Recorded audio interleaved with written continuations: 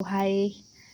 मैंने कल वीडियो नहीं डाला था क्योंकि कल मेरी कुछ ख़ास तबीयत नहीं ठीक थी और कुछ ख़ास पढ़ाई भी नहीं हुआ था और फिर मैंने थोड़ा-सा सोशल मीडिया भी चला लिया था। तो इस वजह से मुझे थोड़ा-सा अजीब लग रहा था कि मैं कैसे कहूँ कि मैं फिर से दोबारा फ़ेल हो गई हूँ सोशल मीडिया ना चलाने में। बल्कि ज़्यादा नहीं था, बस एक मतलब ज़्यादा ही था, सॉरी, 1 डेढ़ घंटा था। बट हाँ, मैंने गलती की, बट ठीक है, क्या कर सकते हैं।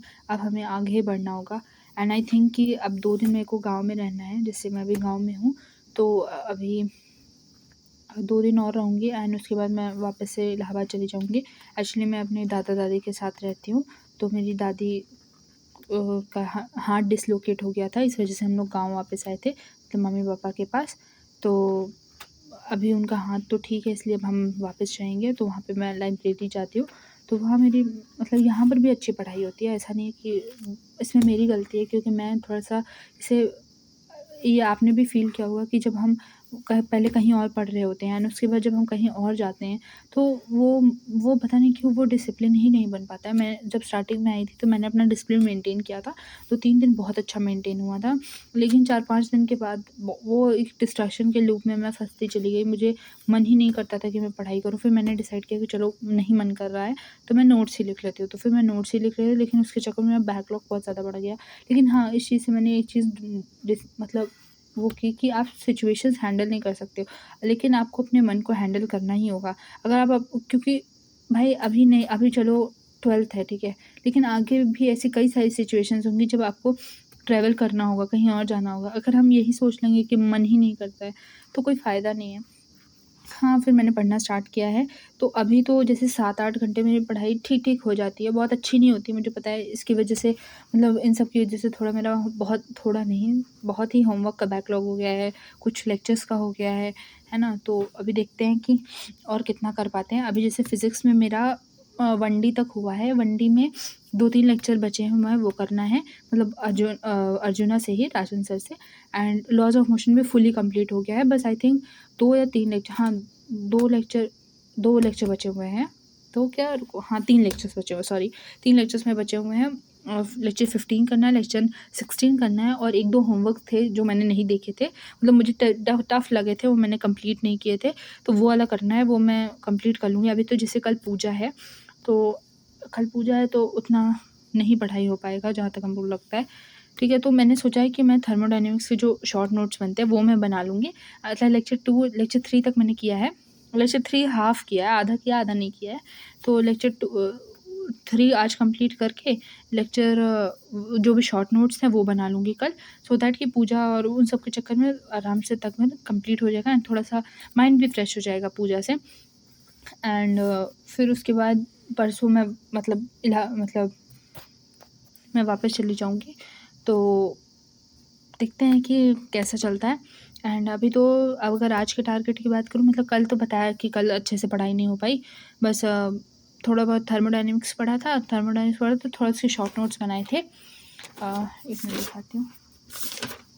हाँ, शॉर्ट नोट्स बना लिए थे, क्योंकि जो निखिल सर वाले थे वो बहुत ही अजीब से थे, लेंदी से थे। एंड फैज़ल सर का और निखिल सर का थोड़ा तरीका अलग-अलग है। तो मैंने शॉर्ट नोट्स बना लिए कि एटलीस्ट जितना भी मैंने पढ़ा था उतना मैंने शॉर्ट नोट्स बना लिया। इधर का बना लिया, इधर बना लिया और इधर बना लिया है। ये तो मतलब मैंने एक्स्ट्रा लिख लिया था, क्योंकि कल मुझे लगा कि कुछ मन ही नहीं कर रहा है, तो फिर कर लेते हैं, कुछ तो लिख लेते हैं। तो ये मैंने जगह छोड़ दी, क्योंकि वो चीज़ें मेरे को समझ नहीं आई। इंटरनल एनर्जी तो मुझे पता था, एंथैल्पी भी थोड़ा बहुत पता था, तो इस वजह से मैंने इतना पूरा लिख लिया है एंड ये पूरा शॉर्ट नोट्स बना लिया। इसके पहले मैंने रिडॉक्स का शॉर्ट नोट्स बनाया था। रिडॉक्स में भी अभी पता है मेरा 2 लेक्चर का बैकलॉग है, वो मैं कंप्लीट कर लूँगी एंड मूल कॉन्सेप्ट तो मेरा डन है। एंड देखते हैं धीरे-धीरे क्या होता है। एंड ये पूरा रिडॉक्स का था एंड अभी उसके भी होमवर्क बचे हैं। ये थर्मोडायनामिक्स का जो निखिल सर वाला था वो था, तो उसमें तो जैसे यहाँ तक समझ में आ रहा था, जो इंटेंसिव एक्सटेंसिव था, इसलिए मैंने उसको नहीं लिखा था, जो सर ने लिखवाया था। यहाँ तक मेरे को और पता है, मैंने थर्मोडायनामिक्स बिल्कुल नहीं पढ़ा था, इस वजह से थोड़ा-सा दिक्कत हो गया, मतलब नहीं आता है मुझे, इस वजह से मैं समझ भी नहीं पा रही थी कि सर क्या पढ़ा रहे हैं, इसमें क्या लिखा हुआ है। क्योंकि देखो, जैसे इसमें सर ने कंप्रेशन ऑफ गैस डायरेक्ट इसके बाद ये पढ़ाया है, ठीक है, लेकिन सर ने उसमें प्रोसेसेस के बारे में बताया, आइसोथर्मल, आइसोकोरिक। एंड मैंने थर्मोडायनामिक्स बिल्कुल नहीं पढ़ा था, मैं डमी स्कूल से थी, तो मैंने स्कूल लेवल पे भी नहीं पढ़ा था। सो ये इंटरनल एजे पढ़ा था शायद, तो ये वाला याद था, तो लेकिन फिर मैंने सोचा लिख ही लेते हैं, है ना। ये पूरा एकदम कंसाइज़ वे में मैंने लिख लिया था, तो अच्छी राइटिंग भी लग रही है पर्सनली मुझे तो। एंड हाँ, अभी जैसे सुबह से मैंने अच्छा काम किया है, ठीक ही काम किया है। लेक्चर 4 तक मैंने बताया था कि लेक्चर 4 का आधा तक हुआ था, एंड उसके बाद से मैंने कंप्लीट किया। थोड़ा सा बचा हुआ था, वो भी लगभग ख़त्म ही था। तो लेक्चर 5 किया, एंड लेक्चर 6 भी कर लिया है। लेक्चर 7 बचा है, लेक्चर 8 बचा है। एंड उसके बाद थर्मोडायनेमिक्स स्टार्टिंग में भी सर ने पढ़ाया था, क्या नाम था उसका, एक सेकेंड। ये तो जैसे मेरे पहले के नोट्स हैं, अभी के नोट्स ये मैंने अभी नहीं लिखे हैं। ये मैं 12th में ही जब जैसे टाइम वेस्ट होता था मेरा, तो मैं सोच रही थी नोट्स ही लिख लेती हूँ और साथ में टाइम वेस्ट भी करती हूँ। तो ये थोड़ा सा पागल वाली मैं चीज़ें बता दी, लेकिन ठीक है। लेकिन हाँ, ये स्टेडी स्टेट अप्रॉक्सीमेशन सर ने पढ़ाया है थर्मोडायनेमिक्स का स्टार्टिंग में, तो वो वाला भी पढ़ना रहेगा। तो इतना हो जाएगा तो कंप्लीट हो जाएगा ये chemical kinetics. And I believe कि आज मेरा ख़त्म हो जाना चाहिए केमिकल काइनेटिक्स, मतलब आज मैं पूरा फिनिश कर दूँगी। एंड फिर मैं कल बताऊँगी। कल तो शायद मेरा वो वीडियो नहीं आएगा, इसलिए आज थोड़ी लंबी वीडियो मैं डाल रही हूँ, सो दैट कि अगर कोई भी देखता हो भाई, कोई भी अगर मुझे फॉलो मतलब देख रहा हो तो उसको पता रहे। कल मैंने इसलिए नहीं डाली थी क्योंकि थोड़ा मुझे अजीब सा लग रहा था कि यार वो सोशल मीडिया वाला मैंने नहीं, लेकिन हाँ, मैंने आज नहीं देखा है।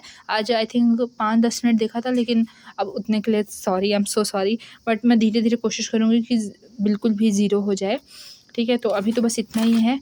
एंड अभी तो क्वेश्चन प्रैक्टिस भी बहुत अच्छी नहीं चल रही है। मैंने सोचा था 350 तक मैं पहुँचूँगी, बट अभी तो आई एम रियली सॉरी। देखते हैं आगे क्या होता है, एंड करते हैं। बस यही सब है। Thank you. आप लोग भी मेहनत करते रहो। All the best. बाय।